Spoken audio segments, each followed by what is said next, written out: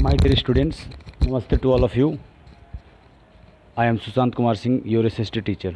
Now I am going to teach you mineral and energy resources. This is very good, very important chapter because it has all information about the minerals. You have already studied about the natural resources such as a land, soil, water, vegetation and wildlife. Now let us study about some other important natural resources, mineral and energy resources. Mineral resources, dear students, now I am going to tell you about the mineral resources. Mineral and energy provide the foundation for economic industrial development. No country can think of improving its standard of living without utilizing its mineral and energy resources. We have evidence to prove how to advent of different metals have helped in progress of human civilization during copper age, bronze age and iron age. In this previous class we have already read about the layered structure of the earth from the surface crust and inner core. The earth's crust, the outermost solid shell of our planet, is composed of different kinds of rock. Dear student, I think you know that about the structure of the earth. Actually, crust, first layer of earth is called crust. After that, mantle, and middle layer is called last layer is called core. तो बच्चों, एक चीज़ मैं आपको बता देना चाहता हूँ, simple तरीके से समझ लेंगे कि हम लोग ऑलरेडी ये जान चुके हैं कि आपका जो अर्थ का स्ट्रक्चर है वो सबसे पहले क्रस्ट, फिर मेंटल और उसके बाद कोर. सबसे पहले क्रस्ट में हम लोग बात करेंगे तो उसमें आपके जो रॉक्स है ना, रॉक्स से भरा हुआ है वो पत्थर के टुकड़े, जिसमें हमने आपको बताया भी था एग्जाम्पल में, पहले बताया भी है कि जैसे हिमालय का फॉर्मेशन न्यूली फॉर्म्ड हुआ है हिमालय हमारा, ठीक है, वो रॉक्स निकला कहाँ से है, क्रस्ट में से ही निकला है, आपने देखा है. तो यहाँ ये जानना है कि उस रॉक्स में ही सारे मिनरल्स मिलते हैं, उस रॉक के ही पार्टिकल्स आपके मिनरल्स भी हैं, उनको समझना है कि ये होते कैसे, बनते कैसे हैं, ये समझना बहुत ज़रूरी है. एलॉय जैसे मिक्स करके एक मिनरल से दूसरे मिनरल मिक्स होकर के भी एक बहुत ही अलग तरीके का मिनरल्स बनाते हैं. जैसे आप देखेंगे इसमें, डू यू नो पहले जानते हैं. Now I am going to tell you about the somethings related to this chapter. Do you know a geologist is a scientist who study composition and structure of the earth's crust. It is related to the branch of science called geology. Geological Survey of India is a premier resources of organization of Government of India. It was set of 1851. It provides information about earth science to the government, industry and public in general. तो बच्चों आप देखेंगे यहाँ पे हम लोग बात कर रहे हैं organization of government of India.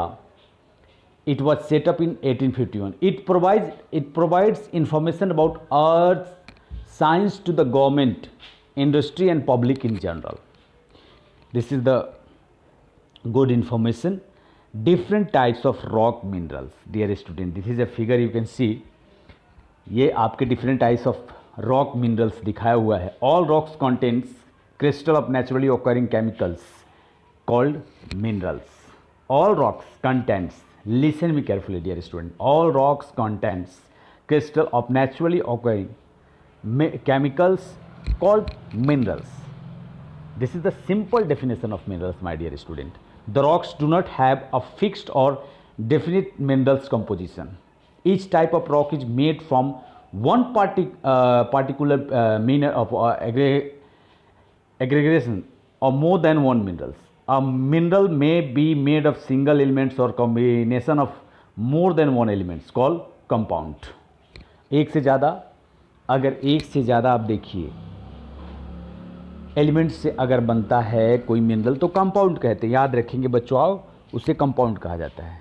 एक से ज़्यादा अगर एलिमेंट्स से बना हो तो. Each mineral has its own special shape of crystal.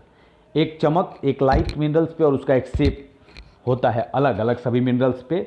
आप देखेंगे the minerals crystal give the rocks character of hardness, lustre and colours. Therefore rocks में बी हार्ड और soft and in a varied colours like sandstone, limestone, basalt and granite are some examples of rock. तो बच्चों, these are the examples of rocks और सबके अपने colours, अलग colours होते हैं। सबका जो एक होता है ना कि हार्डनेस सबका भी अलग अलग होता है, तो उसको भी हम लोग जानते हैं। जैसे कि डायमंड को आप जानते हैं कि सबसे हार्ड होता है डायमंड, कठोर जिसे कहा जाता है। उससे हम लोग डायमंड को आप जानते हैं कि ज्वेलरी के अलावे उसको जो हमारा शीशा होता है जो इसको यूज करते हैं, उसको हम लोग आप कट करने के लिए यूज किया जाता है बच्चों। देखिए नेम यहाँ देखेंगे, मैं आपको दिखा दे रहा हूँ, बहुत ही अच्छे तरीके से बताया गया यहाँ बच्चों। ये आपका है name, crystal, shape, real examples. आप देखेंगे क्यूब द मोस्ट, यहाँ पे देखेंगे symmetrical, crystal shape, real example आपका halite, okay, monoclinic the most commonly found crystal, example shape gypsum, और इसके बाद नेक्स्ट टेट्रागोनल द इलेक्ट्रेटेड क्रिस्टल्स, जीकॉर्न। एग्जाम्पल्स आप देख सकते हैं यहाँ पे जीकॉर्न है, सब minerals crystal along side real examples, ये रियल एग्जाम्पल के साथ आपका दिया गया है। और rock checking, rock having a large concentration of particular minerals is called its O, for example iron O, manganese O, copper O. The extraction of useful minerals from rocks under earth's surface is called mining. Minerals are extracted from mines only the concentration of particular minerals is high, commercially valuable and useful. Minerals are extracted by the processing of mining, drilling and quarrying. My dear students, these are the process of extracting minerals, extraction of minerals like mining, drilling, quarrying. So कितने तरह के आपके mining होते हैं, जैसे minerals को निकालने के सारे तरीके हैं।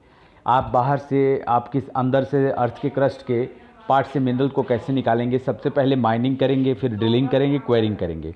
माइनिंग दो तरह का होता है, open cast mining and soft mining. आप देखते हैं ओपन कास्ट माइनिंग और soft mining. Open cast mining आप देख सकते हैं और सॉफ्ट माइनिंग का यहाँ पे एग्जांपल दिया हुआ है।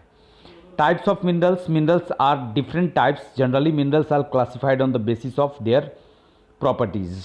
You know types of minerals, this is the types of minerals, examples of type of mineral, metallic, ferrous, non metallic, building materials and stones, industrial gems, minerals, fuels, coal, petroleum gas. These are the examples of minerals, dear student, which extract into our earth crust.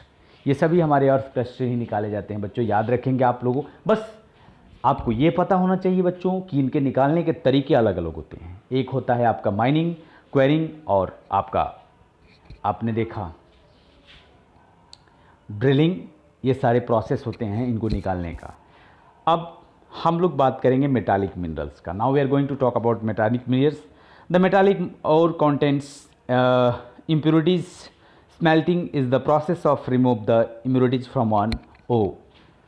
They are hard substance with a shine or luster. Metal obtained from its ore can be molded into the shape. Metallic minerals can be subdivided into categories. Ferrous minerals, they include iron ore and manganese ore. And non-ferrous minerals, they contains metal other than iron. Ores of gold and silver are examples of non-ferrous minerals. To improve the strength of metals, sometimes two or more metals are mixed. This is called an alloy. For example, brass is an alloy obtained from the mixture of copper and zinc. Bronze is an alloy of copper and tin, and steel is an alloy of iron and manganese. बच्चों आपको सबसे important बात इसमें एक पता होना चाहिए कि दो मिनरल्स को क्या किया जाता है, मिक्स कर दिया जाता है, और मिक्स करके एक तीसरा मिनरल्स हार्ड, उससे भी हार्ड बनाया जाता है। जैसे आपने देखा होगा, पहले भी हिस्ट्री में भी आपने पढ़ा होगा, जो वैक्स, आपने लॉस्ट वैक्स एक टेक्निक होता है जिसमें टीन और आप देखते हैं यहाँ पे कि कॉपर को मिला करके ब्रॉन्ज बनाया जाता था।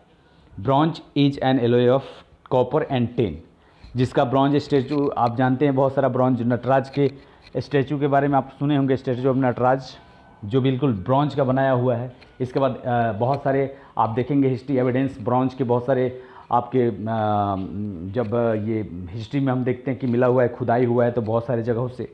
तो ये एग्जाम्पल आपको एलोए का एक बहुत ही बेहतरीन एग्जाम्पल है ब्रॉन्ज का। इसके बाद आप देखेंगे आयरन एंड मैग्नीज, स्टील का देखेंगे तो मैग्नीज है और आयरन को मिक्स करके बनाया जाता है, याद रखेंगे बच्चों। नॉन मेटालिक हम लोग अब बात करते हैं मिनरल्स का। Now we are talking about non metallic minerals. They do not contains metal and are lighter than metallic minerals. They cannot be moulded into different shape. Generally they include building materials and stones like sandstones, limestone, granite, basalt, marble, etc. Industrial, mica, sulfur, potash, salt, gems, diamond, topaz, granite, emerald, etc. So these are the non-metallic minerals, dear student. आप जानते हैं ये metallic नहीं है, ये non metallic minerals है। इसका भी अपना बहुत सारा हमारा इंपॉर्टेंस है। जैसे बिल्डिंग मटेरियल्स में हम लोग यूज करते हैं, सैंडस्टोन है, लाइमस्टोन है, ग्रेनाइट है। इंडस्ट्रियल यूज में आपका माइका हो गया, इसके अलावा सल्फर, पोटास, सॉल्ट आप देखते हैं। तो सभी मिनरल्स का अपना अपना यूज है, उपयोग है और इसका अपना एक बेहतरीन इंपॉर्टेंस है। Now minerals fuel, dear students, I think you know that the importance of fuel. मेरे ख्याल से सभी बच्चे जानते हैं कि फ्यूल का इंपॉर्टेंस क्या है। क्यों बच्चों? आप लोग ऑलरेडी जानते हैं कि फ्यूल के बिना तो लाइफ आप देखते हैं कि कितना अगर फ्यूल ख़त्म हो जाए तो लाइफ का क्या हो सकता है। आप देखते हैं कितना स्लो हो जाएगा।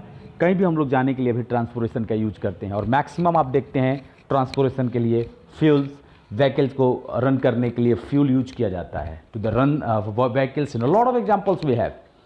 अगर बाइक ही आपको आगे सीखना होगा तो उसके लिए पेट्रोल चाहिए। तो फ्यूल के लिए तो बहुत आप जानते हैं कि इसको ब्लैक गोल्ड भी कहा गया है क्योंकि इसकी इम्पॉर्टेंस बहुत ज़्यादा है। They are used of source of energy. They are obtained from sedimentary rocks.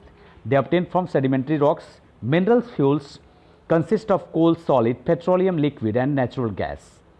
So dear students, this is the definition of fuels. Again we will talking about distribution of minerals. So distribution of minerals, dear students, this is the best examples. You can see with the help of map. ये जो shape है बच्चों बना हुआ है, iron का है, ये कॉपर का है, ये बॉक्साइट का है। आसानी से आप इसको आइडेंटिफाई कर सकते हैं। रसिया, इंडिया, कौन सा, इस मैप को देख करके आप आसानी से ईजिली आइडेंटिफाई कर सकते हैं कि कौन सा मिनरल कहाँ पे अवेलेबल है, कौन सा ज़्यादा मिनरल्स कहाँ से आपको मिलता है। इस मैप को आप देख करके बता सकते हैं। जैसे कॉपर, आयरन, बॉक्साइट यहाँ चाइना में मिलता है। इंडिया में आप देख सकते हैं कि आयरन का बिल्कुल बना हुआ है शेप। इस तरह से रसिया में आप आयरन और कॉपर दोनों का है, दोनों मिलता है। ये पूरे आप वर्ल्ड का मैप है, इसमें आसानी से आप उसको आइडेंटिफाई कर सकते हैं। फिर बच्चों हमारा इसमें एक एक करके हम लोग अगले क्लास में इसको पढ़ेंगे। जो मिनरल्स जैसे आयरन है, आपकी स्टील है, इसके अलावा और भी अदर्स मिनरल्स है, फ्यूल मिनरल्स है, इनके बारे में, इनके इंपॉर्टेंस के बारे में, कहाँ से एक्सट्रैक्ट होते हैं, कैसे यूज किया जाता है और इसकी वैल्यू क्या है, इसको अगले क्लास में पढ़ेंगे। तब तक के लिए बच्चों इतना आप एक बार रिवाइज करेंगे। नेक्स्ट क्लास आपका नेक्स्ट जो वीडियो है अपलोड कर दिया जाएगा 1 से 2 दिन में। My dear students, have a nice day. Thank you so much.